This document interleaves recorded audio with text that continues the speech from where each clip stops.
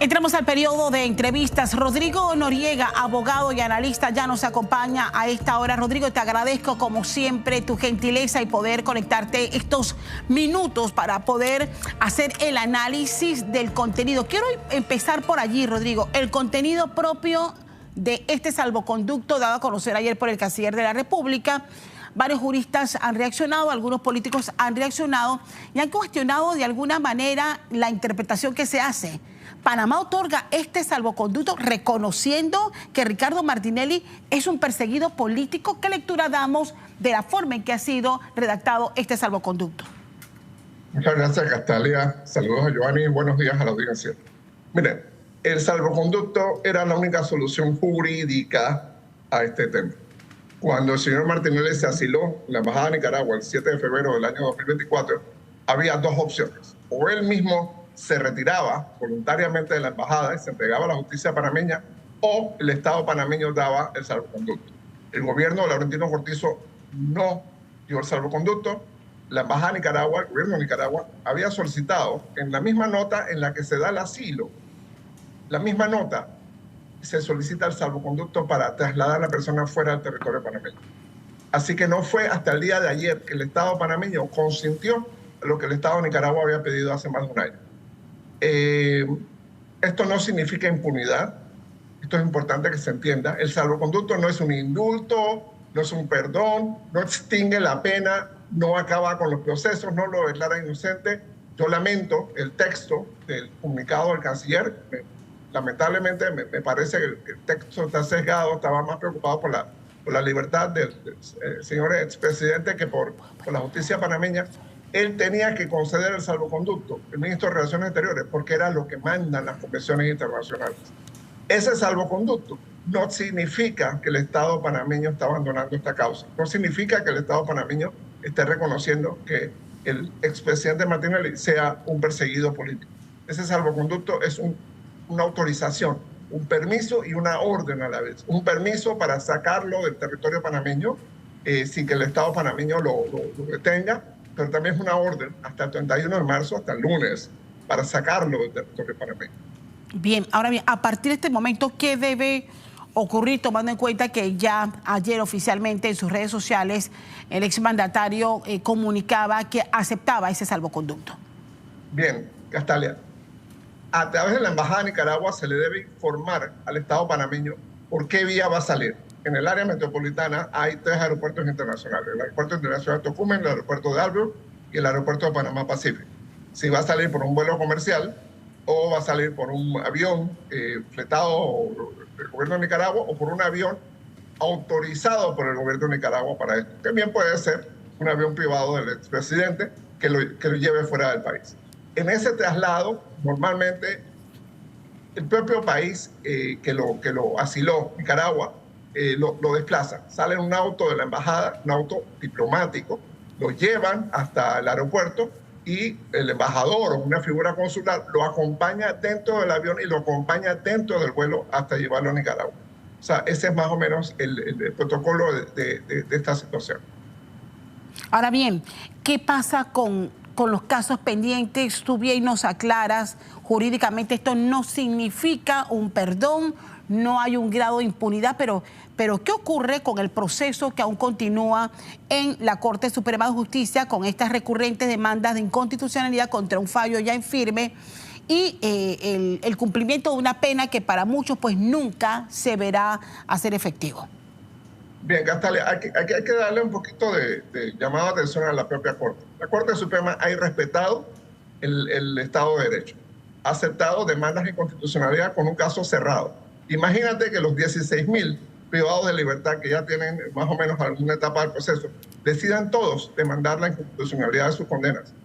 Se paraliza el Estado de Derecho, se paraliza el órgano judicial.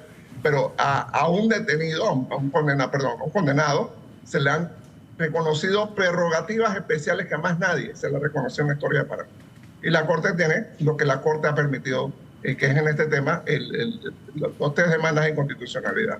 Bien, eso no significa nada, Castalia, porque suponte que las demandas de inconstitucionalidad declaran que el caso New Business violó el principio de especialidad, que parece haber sido la sugerencia del ministro de Relaciones Exteriores, Javier Martínez Hacha Vázquez, que de acuerdo con un informe de la Cancillería, pues parece que se violó el principio de especialidad. Eso es un comportamiento nefasto de la Cancillería. Yo creo que tenemos que entender que existe el caso de Odebrecht y que existen otros casos que tanto Panamá como Estados Unidos, como España y otros países pueden tener contra el expresidente. Como Panamá no extradita a sus nacionales, Estados Unidos nunca pidió su extradición, pero en Estados Unidos se condenó a sus 2 hijos por el caso de Odebrecht, y los 2 hijos los culparon a él.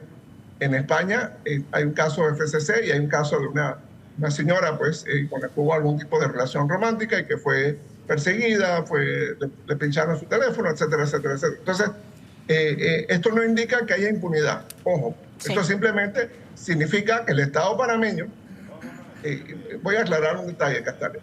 La sentencia del caso New Business quedó firme el 4 de marzo del año 2024. La prescripción de esa sentencia, si no pasa nada, sería el 4 de noviembre del 2034. 4 de noviembre del 2034. De aquí hasta allá, el Estado panameño puede solicitar su extradición a Nicaragua y eso mantiene vigente esa sentencia. Okay. Así que no es que va a tener un viaje de placer y todo tipo de cosas. El gobierno de Nicaragua le va a dar las facilidades que el gobierno de Nicaragua quiera darle, pero seguramente tanto Panamá como otros países pues, lo solicitarán en extradición y claro. Los casos seguirán. Gracias por esa explicación, Rodrigo. Voy a abrir un paréntesis porque yo creo que sí es importante hacer un repaso en una línea de tiempo para poder entender todo este proceso desde el inicio de las investigaciones hasta el momento de los fallos que ha emitido la Corte Suprema de Justicia en el caso denominado New Business. Joanny Guevara, ¿nos ayudas nuevamente a repasar esos puntos importantes en este caso? Gracias, Castalia. Así es, importante conocer cómo se ha ido generando este caso New Business, que llevaba años en el sistema judicial retrasado por esos recursos del propio Ricardo Martinelli y otras personas acusadas. Repasemos desde cuando iniciamos aquí. El juicio arrancó el 23 de mayo de 2023, luego de 3 intentos fallidos porque los abogados defensores faltaban o se incapacitaban. Ya para el 17 de julio, 2 meses después, la jueza Valoisa Martínez emitió la sentencia en la que encontró a Martinelli culpable de lavar dinero para la compra de periódicos, pero Martinelli apeló y entonces fue el 24 de octubre de 2023 cuando el Tribunal Superior de Liquidación ratificó la condena emitida por la jueza Martínez, es decir, el expresidente debía ir a prisión. Martinelli, entonces, ¿qué ocurre? Nuevamente presenta un recurso de casación y en este caso el último que la justicia le permitía ante la Corte Suprema de Justicia, que el 2 de febrero de 2024 decidió no admitirlo, por lo que quedaba en firme su condena. Pero ¿qué pasa 5 días después? El 7 de febrero es cuando Martinelli entonces ingresa a la Embajada de Nicaragua, lugar en el que sabemos ya que lleva más de un año. Posteriormente, el 5 de marzo de ese mismo año, 2024, la justicia giró una orden de captura en su contra, razón por la que si abandonaba la embajada tendría que ser entonces detenido y desde entonces Ricardo Martinelli ha interpuesto múltiples recursos, muchos de ellos fallados en su contra, 2 de ellos han sido admitidos y están incluso en revisión en la Corte Suprema de Justicia. Así que básicamente ese es el recuento, Castalia. Gracias, Joanny. Regreso con Rodrigo. Rodrigo, este es el recuento de un caso cuya complejidad se basa precisamente en una pregunta que le hacía yo recientemente en una entrevista a la magistrada presidenta de la Corte Suprema de Justicia. ¿Hasta dónde permite nuestro sistema presentar recursos? ¿Y cuándo puede quedar en firme finalmente una condena? Y sabemos ya que ha habido cambios de opiniones en el grupo de magistrados que tienen esta decisión final. Castalia, el sistema permite presentar recursos hasta cuando los magistrados y magistradas de la Corte Suprema de Justicia quieran recibir recursos. Esa es la realidad. Ellos y ellas son los responsables de esta recursitis que hay. Quiero agregar a la cronología que hizo Joanny, que tenemos que recordar el infame fallo del Tribunal Electoral del 22 de marzo del 2022, en el que 2 magistrados del Tribunal Electoral, Heriberto Arauz y Alfredo Juncá, reconocieron el principio de especialidad en el caso New Business, y eso paralizó ese caso hasta que la Corte Suprema de Justicia, el 11 de agosto del 2022, dijo 6-3 que lo que había hecho el Tribunal Electoral era inconstitucional y eso reencauzó el caso. En esa mayoría de 6-3 estaban Olmedo Rocha y Ariane García, que en la última votación del 13 de marzo pasado votaron que se admitiera otra demanda de inconstitucionalidad contra la decisión del caso New Business. Entonces, han sido los propios magistrados y magistradas los que son los responsables de admitir tantos casos. Ahora bien, y vuelvo a un punto que señalabas al inicio de nuestra conversación, Rodrigo, y tiene que ver con el mensaje que está en ese salvoconducto. Y la pregunta es, ¿por qué el canciller de la República, tomando en cuenta que el tema del principio de especialidad e inclusión fue fallado, y bien tú nos lo recuerdas cómo ocurrió todo desde su génesis en el Tribunal Electoral, ¿por qué traer a colación este término nuevamente en la decisión de este salvoconducto? Porque esta Cancillería, no la de Cortizo, esta Cancillería le dio un informe a los abogados defensores del expresidente diciendo que según ellos, según esta Cancillería, lo que es una omisión de funciones, no se había respetado el principio de especialidad. Lo que es totalmente falso porque esta Cancillería tiene la información, tiene la notificación del gobierno de Estados Unidos, la del señor Thomas B. Heinemann, de diciembre del 2019. Esto lo tienen ellos en archivo, porque la Embajada de Estados Unidos se los entregó, y se los entregó la Embajada de Panamá en Washington, también se la remitió. Entonces, que la Cancillería diga, el principio de especialidad ha sido violado, eso es una tropelía, eso es un abuso. Yo creo que el canciller Martínez Hacha también tiene que explicar su comportamiento en este caso. ¿Y cuánto puede influir esto, dicho por el canciller, y que de seguro esta decisión se toma luego de una reunión con el presidente de la República? ¿Cuánto puede influir esto en la decisión final? Lo del informe, eso fue algo que ellos hicieron a principios de gobierno, el año pasado. Eso, me imagino que el presidente Molino no tuvo nada que ver con eso. ¿Y cuánto puede influir este señalamiento sobre el principio de especialidad en la decisión final que tenga que tomar la Corte? Los procuradores, el procurador de la Administración, Roberto González Montenegro, y el procurador suplente actual, el señor Franco Latorre, ellos, los dos, bueno, han tenido que opinar sobre las demandas inconstitucionales. Los dos han dicho que no tiene ningún fundamento el argumento del principio de especialidad. O sea, que la Corte tiene fuertes argumentos sobre el principio de especialidad que la inducirían jurídicamente a decidir que no hay fundamento para esa demanda de inconstitucionalidad. Oye, el principio de especialidad lo valoró la jueza Martínez y dijo no. Lo valoró el Tribunal de Apelaciones, el Tribunal Superior de Apelaciones de Liquidación de Causas Penales. 3 magistrados unánimemente dijeron que no. Y 3 magistradas de la Sala Penal, incluyendo a Ariane García, en la casación dijeron que no. Entonces, los magistrados y magistradas de la Corte Suprema de Justicia tienen que ser coherentes, tienen que ser valientes y tienen que dejar de estar mirando el calendario político o el calendario que van para afuera algunos a final de este año. Alguien mencionaba ayer con el término incoherencias de cómo se han manejado las decisiones puntuales en este caso. Abro otro paréntesis. Rodrigo, permanece con nosotros porque voy a ir con Fabio Caballero, que ha estado desde muy temprano en la madrugada allá en la sede de la embajada, un poco para conocer, Fabio, si ha habido algún movimiento, si ha llegado algún abogado o persona cercana al expresidente Ricardo Martinelli a esta sede de la embajada en Nicaragua.